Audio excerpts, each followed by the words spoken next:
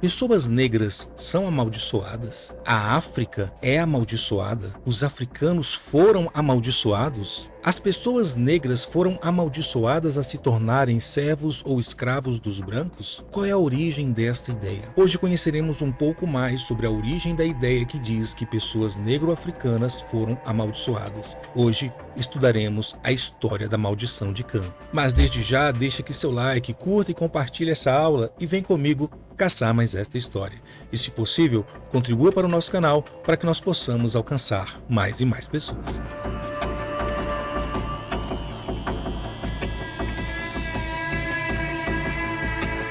A nossa história de hoje ela começa no Vaticano, mais precisamente na Capela Sistina, uma das mais incríveis capelas católicas do mundo.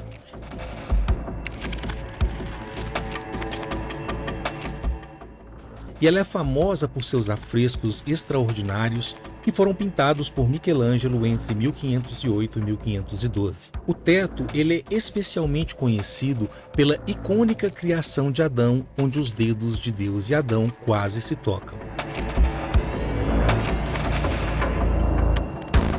A arte na Capela Sistina é renascentista, o que significa que reflete as ideias da Renascença, um período que foi marcado pelo individualismo. Diferente de pinturas anteriores que eram centradas em Deus, as obras na Capela Sistina destacam pessoas e contam histórias. E uma destas histórias narradas através da pintura de Michelangelo é a cena Embriaguez de Noé, que foi pintada em 1509.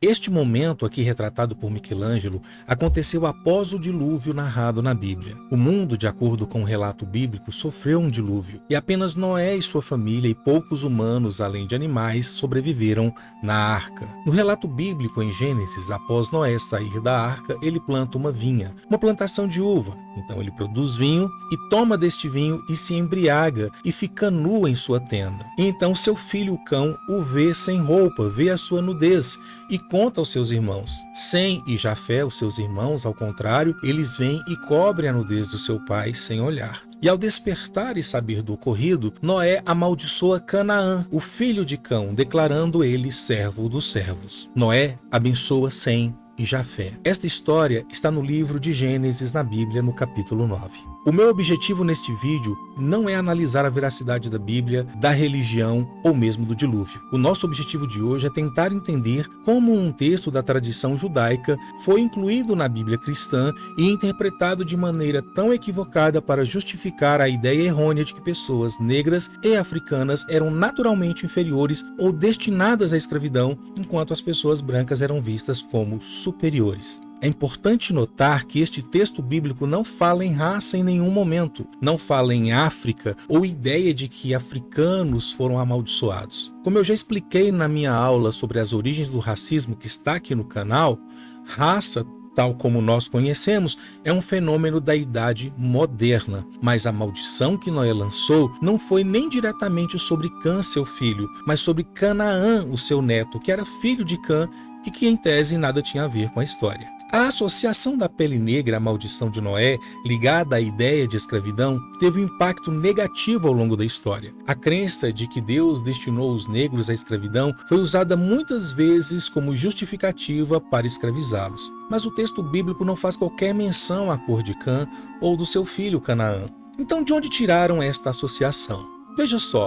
Existem textos rabínicos com relatos de oralidade que foram transmitidos de geração em geração e que narram sobre a origem da pele escura que teria sido na arca. A fonte rabínica conta que durante o dilúvio, todos os que estavam na arca foram proibidos de ter relações sexuais. O filho de Noé então transgride essa norma e faz sexo com sua esposa e, como consequência, Deus o pune enegrecendo sua pele. Mas esta informação é uma tradição rabínica. Mas veja só, esta história rabínica nada diz sobre escravidão. A origem da escravidão, conforme retratada no relato bíblico da maldição de Canaã por Noé é uma história separada, como eu já falei no início deste vídeo. Em 1968, o historiador americano Winthrop Jordan, em seu livro Branco sobre o Preto, Atitudes Americanas em Relação ao Negro, ele demonstra que a ideia da maldição associada à pele negra foi na verdade adotada pelos estudiosos cristãos hebraístas da Idade Média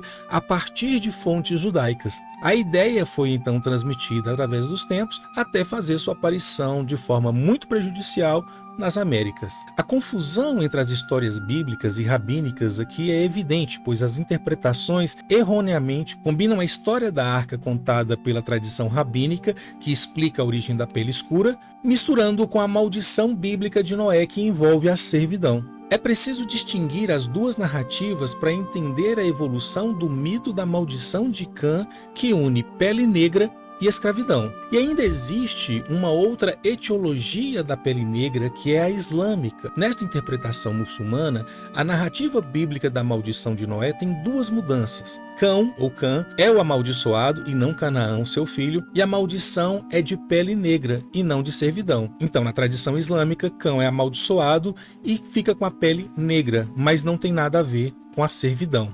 Mas vamos entender uma coisa: em várias culturas é comum encontrar histórias que buscam explicar as diferenças entre as pessoas. O termo que usamos para descrever a busca pelas causas e origens dessas diferenças é etiologia. Estas histórias têm o objetivo de explicar o que vemos ao nosso redor, especialmente quando se trata de fenômenos naturais que parecem estranhos ou incomum. A Bíblia, por sua vez, tem muitos exemplos conhecidos desse tipo de explicação. Na história de Adão e Eva, no Jardim do Éden, por exemplo. Um outro exemplo, no Jardim do Éden também, é a ausência de pernas nas cobras, que é explicado de uma maneira muito peculiar. A cobra foi amaldiçoada, então perdeu as pernas e passou a rastejar sobre o ventre. É o que diz a Bíblia. Da mesma forma, a narrativa da Torre de Babel busca esclarecer por que há diversas línguas no mundo. Outro exemplo é a maldição da escravidão de Noé, que também é considerada uma etiologia. Esta história explica a posição submissa, seja ela real ou imaginária,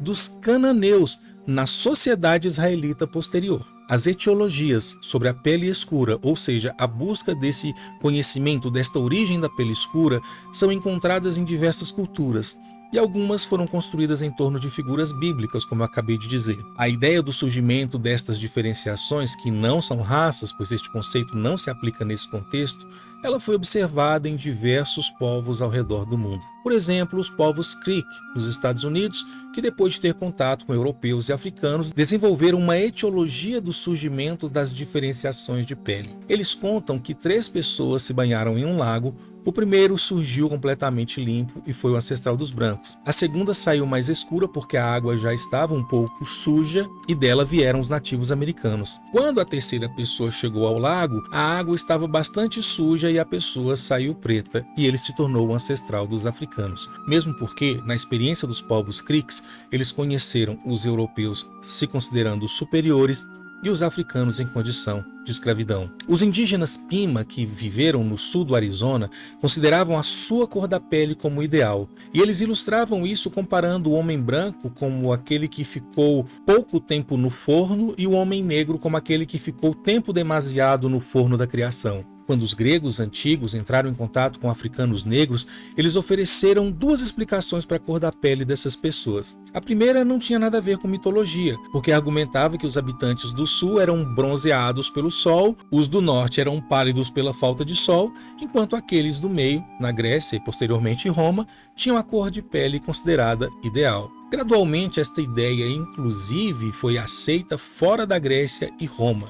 A segunda explicação para a cor da pele dos africanos na Grécia Antiga estava enraizada no mito. De acordo com essa narrativa mitológica, Paeton, filho do deus Hélio, ou Apolo, trouxe a carruagem do sol muito perto da Terra. Como resultado, acredita-se que os povos da África adquiriram a pele negra. Mas nas sociedades de pele escura também encontramos explicações míticas para a diversidade das tonalidades de pele. Um exemplo disso, também os povos Dogons do Mali são outro bom exemplo, que dizem que os negros foram criados à luz do sol e os brancos à luz do luar. E se para o mundo ocidental cristão o branco é signo de pureza, para diversas culturas africanas o branco significa morte. O que precisamos entender aqui é que estas ideias de diferenças cromáticas da cor da pele existiram em diversas culturas, e neste ponto a narrativa de Noé não destoaria. Porém, o texto da Bíblia não faz menção à cor, e sim à condição de servir. Uma outra questão tem a ver com o nome de Cão, ou Cã, que tem sido muitas vezes apresentado como significado de quente ou escuro,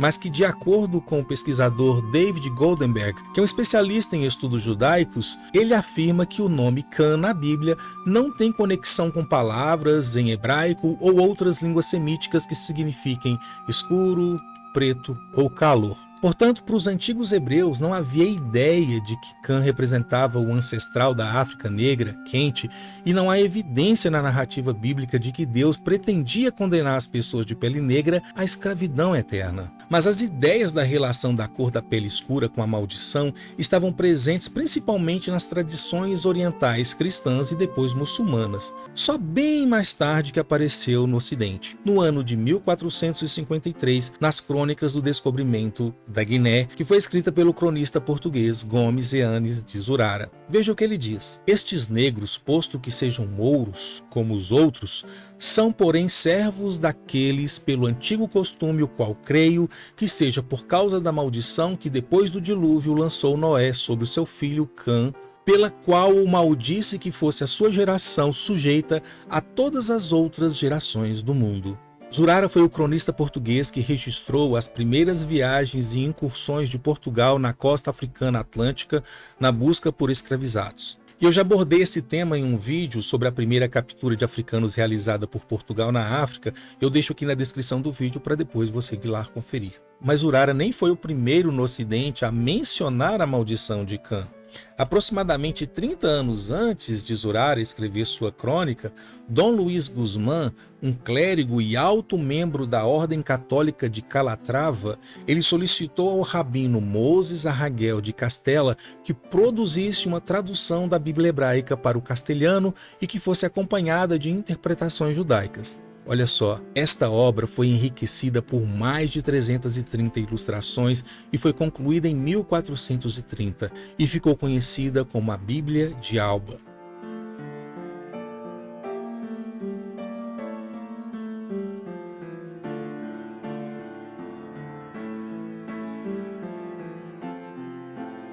No seu comentário sobre Gênesis 9:25, ele escreve que Canaã era um escravo de escravos e alguns afirmam que se referem aos mouros negros que estão cativos em todos os lugares.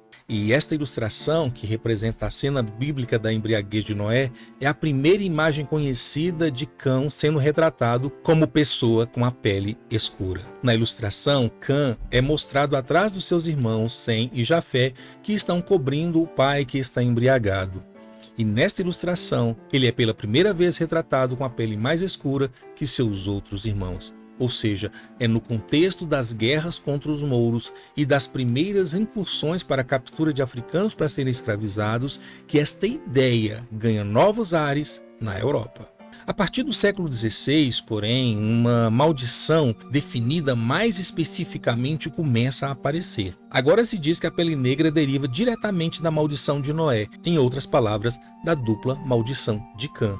Ou seja, ser negro aqui se torna consequentemente ser um escravizado. E isto é uma nova maldição, uma nova interpretação. É a partir deste momento, no contexto da expansão marítima de Portugal, com a escravização de pessoas na África, que essas ideias começam a ganhar popularidade, principalmente como mecanismo para justificar a escravidão. Em 1575, Francisco de la Cruz, um missionário espanhol no Peru, ele registrou o seguinte, ele disse: os negros são justamente cativos pela justa sentença de Deus pelos pecados de seus pais e que em sinal disto Deus manda essa cor. Em 1592, Diego de Yepes, um frade e bispo de Tarazona, na Espanha, ele escreveu que a maldição de Noé causou a destruição dos cananeus, bem como as mudanças fisiológicas nos outros descendentes de Cã, que todos nasceram negros e têm muitas deformidades. Não muito depois destes escritores, já no início do século XVII, Nós encontramos esta dupla maldição em toda a Europa, muitas vezes em escritos espanhóis. No início do século XVII, Juan de Torquemada, falando sobre a maldição de Noé, ele disse o seguinte, que Cã foi trocado da cor vermelha para a cor preta como carvão. Alonso de Sandoval, em 1652, um jesuíta criado em Lima, ele descreveu a maldição de Noé da seguinte forma: a pele negra dos etíopes não vem apenas da maldição que Noé lançou sobre o seu filho, mas também é uma parte inata ou intrínseca de como Deus os criou, de modo que neste calor extremo, os filhos gerados ficam com essa cor, como sinal de que descendem de um homem que zombou do pai para punir sua ousadia. Assim os negros também nascem escravos, porque Deus pinta os filhos de maus pais com um pincel escuro. Vários escritores espanhóis como Antônio de León, Juan de Solo, Buenaventura Salinas, Francisco Nunes concordam que a cor da pele dos negros é resultado da maldição de Noé. E ainda na Europa, mas na Inglaterra, no ano de 1607, um clérigo inglês chamado Robert Wilkinson, ele proferiu um sermão em Londres. E nesse sermão ele expressou a opinião de que os africanos são a semente amaldiçoada de Cã, que tinha como marca o pecado de seus pais, a cor do inferno colocada nos seus rostos. O administrador francês e o explorador de Senegal, Louis Moreau, ele cita os relatos de muitos negros que são descendentes da linhagem do dito Cã, amaldiçoado por seu pai, e são assim distinguidos dos demais homens como um eterno memorial da maldição. Em 1677, Johann Ludwig Hahnemann, um teólogo e médico holandês, ele elaborou uma obra que é intitulada Uma Curiosa Investigação sobre a Negritude dos Descendentes de Cão. E nesta obra, ele argumenta que a maldição de Noé não apenas estava associada à negritude, mas também trazia consigo o fardo da escravidão, atribuída aos descendentes de Cão e Canaã. A tradição que associa os negros africanos à servidão, conhecida como maldição de Cã, ela vai ter o seu alvorecer na Espanha no século XII e se dissemina por outras partes da Europa já no século XIII.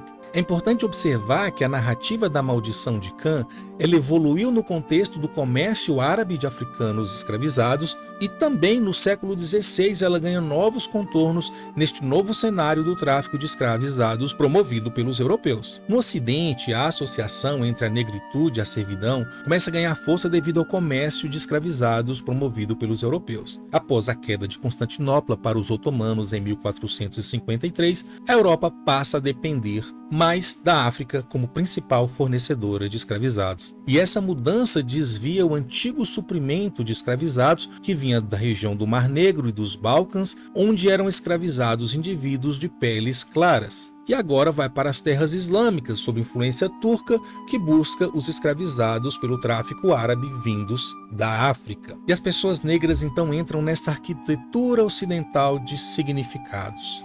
E agora existe o tal escravo negro. E ele era negro porque era naturalmente escravo, diziam eles. E ele era escravo porque era naturalmente negro, afirmavam eles. Ou seja, a partir deste momento, ser negro era ser escravizado. E esta ideia, ela nasceu a partir desta conexão da maldição de Cã com este contexto político, religioso da escravidão, tanto árabe quanto na Europa. A narrativa da dupla maldição foi utilizada para justificar a realidade da escravidão africana, servindo como uma forma de manter o status na sociedade e legitimar o comércio de escravizados.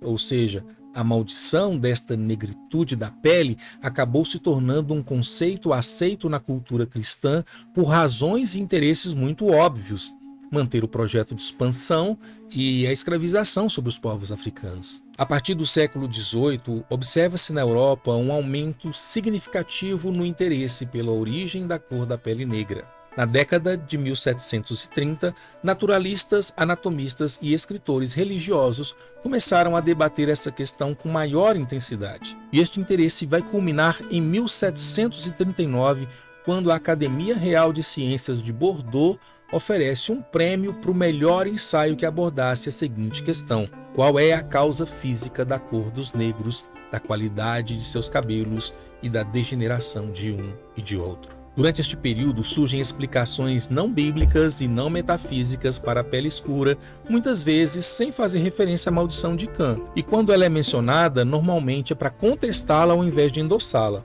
Neste momento aqui estamos vendo o alvorecer das teses científicas do racismo científico. E eu já falei sobre isso num vídeo que eu deixo aqui na descrição para que você possa conferir. Mas a maldição de Cã, ela permaneceu presente no pensamento europeu como uma explicação para a pele negra. Muitos escritores ingleses dos séculos XVIII e XIX apoiaram essa visão amplamente aceita na Europa cristã. Não seria surpreendente que a maldição de Cã fosse transmitida para a América pelos colonos ingleses que migraram para lá, onde hoje são os Estados Unidos e Canadá, e também com religiosos católicos que fizeram parte na colonização portuguesa no Brasil e também na América Latina com os espanhóis. Em 1837, o pintor e teórico francês Jacques-Nicolas Pelliot ele escreveu o seguinte: branco é o símbolo da divindade ou de Deus, preto é o símbolo do espírito maligno ou do demônio. O branco é o símbolo da luz, o preto é o símbolo das trevas, e as trevas expressam todos os males.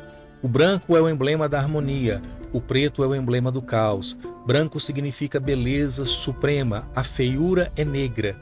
Branco significa perfeição, preto significa vício. O branco é o símbolo da inocência, o preto o da culpa, do pecado e da degradação moral. O branco uma cor positiva, que indica felicidade. O preto uma cor negativa, que indica infortúnio. A batalha entre o bem e o mal ela é expressa simbolicamente pela oposição de brancos e negros.